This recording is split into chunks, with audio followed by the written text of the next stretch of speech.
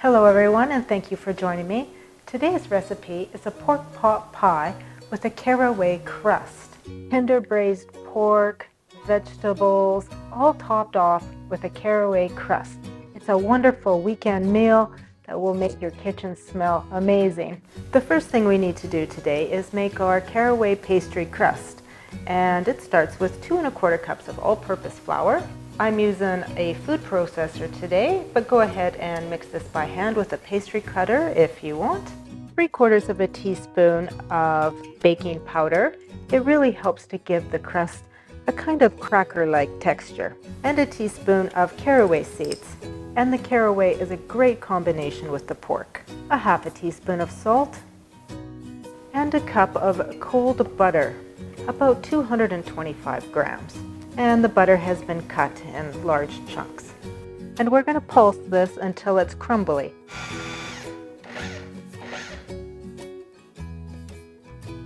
Next, we're going to add 1/3 cup of sour cream, and it really does give a nice tang to the pastry. And we'll want to blend until combined. Next, we're going to add about 2 tablespoons of ice cold water, and the purpose of the water being ice cold, it ensures that the butter doesn't get too soft while we're mixing it in the processor, and it helps to retain the layers that the butter creates.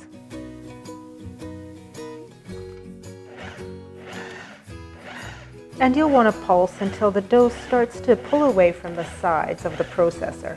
And the mixture should be crumbly, but starting to hold together.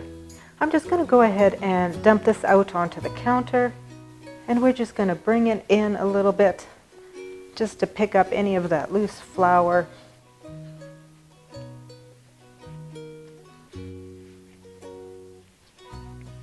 And there, now it has come together nicely. Now we want to flatten this into a uniform disc. This will make it easier to roll when we're ready. And now we're going to put this in the fridge for about an hour to help the butter re-solidify. Today's pot pie uses pork shoulder, and it's really great for braising because it has a good amount of marbled fat throughout it. And as these fat layers render down with the cooking process, it helps to make the meat very tender. And I have about 20 ounces here that I'm going to cut into about 1-inch pieces. And if you happen to have any pork shoulder left from the roast that you bought, it's perfect for pulled pork. Roasted slow with a spice rub. And just trim away any excess fat that you might come across. And there's our pork ready to go. Now, in my opinion, no braise is complete without a little bit of bacon or pancetta. Today I have 5 ounces of bacon, and I'm just going to go ahead and coarsely chop it. It just helps to give a little extra depth of flavor, a little saltiness and smokiness. And now we need to go ahead and prep all of our vegetables. You'll want about 1 cup of pearl onions that have been trimmed and peeled, 1.5 cups of carrots cut into nice bite-sized pieces, 1/2 cup or so of diced celery, a couple of large potatoes, about 14 ounces. I'm using red potatoes today.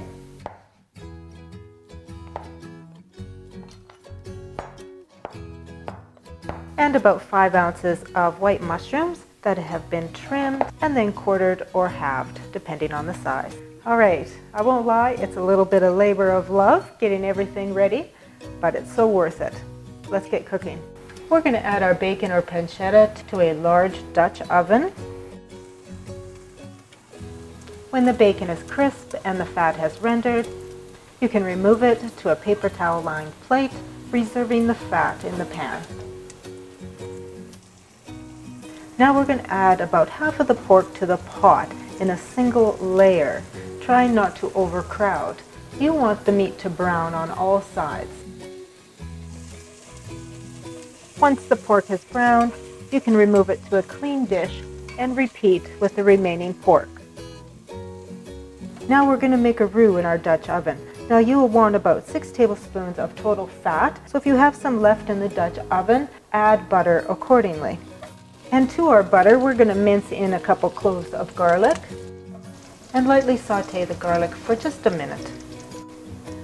Add 6 tablespoons of flour, and you'll want to cook that flour on low for 2 to 3 minutes until it starts to develop a little bit of color. Next, we're going to add a bottle of beer. I like to use an amber beer or something with a little bit more body. This one happens to be a Rickard's Red. And you want the beer to be at room temperature. The importance of room temperature beer is that it's less of a shock to the pan and to the flour. Adding cold liquid to a roux can cause the protein in the flour to solidify, creating lumps. And you'll want to cook this until the roux has fully thickened. Now we're gradually going to add in 2.5 cups of chicken broth, stirring over medium heat. Adding the chicken broth gradually also ensures there won't be any unnecessary lumps in there. Once that is smooth and comes to a full simmer, remove it from the heat.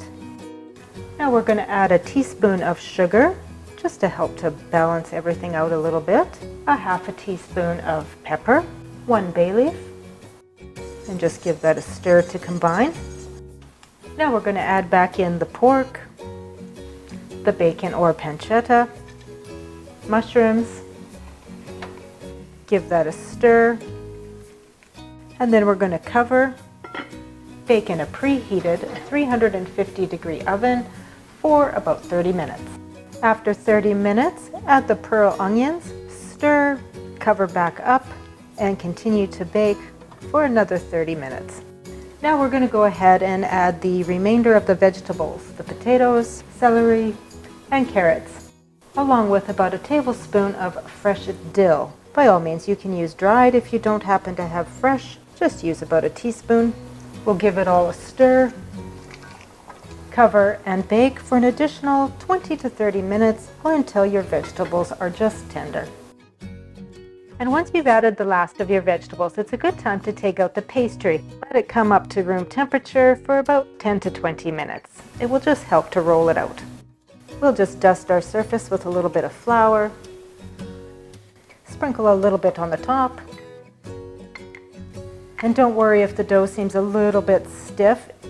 It will become more pliable as you roll it and it warms up.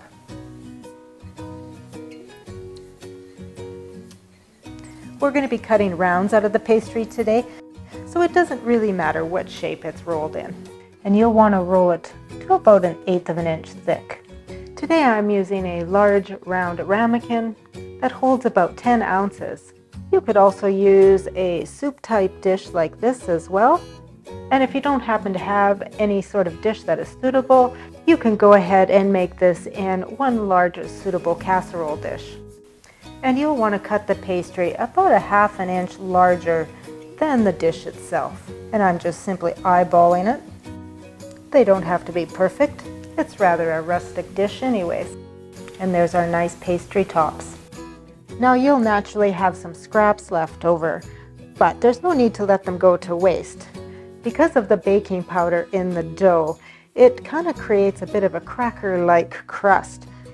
You can gather up the scraps, roll them out thin, and bake them on a cookie sheet at about 400 degrees for a bit of a cracker treat.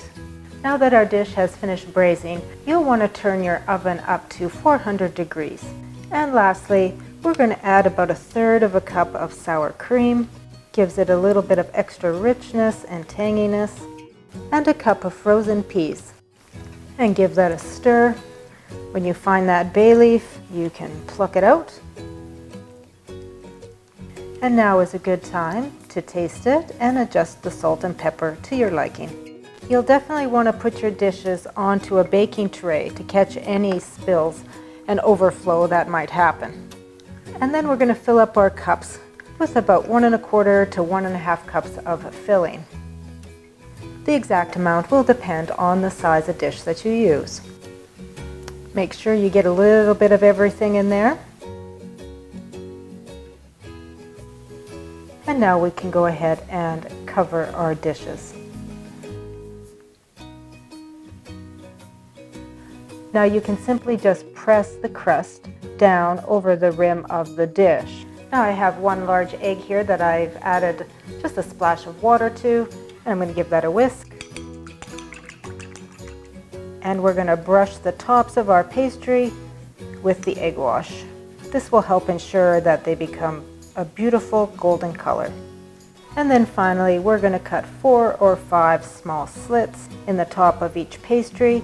This will just help the steam to escape. And now we're going to bake until golden, about 25 minutes. They really are a thing of beauty.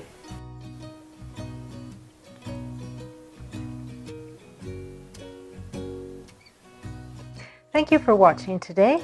I hope you enjoyed the video. I have no doubt that you're going to love this braised pork pot pie with caraway crust. I'd love to hear your comments and feedback, and don't forget to subscribe so you never miss a recipe. We'll see you again.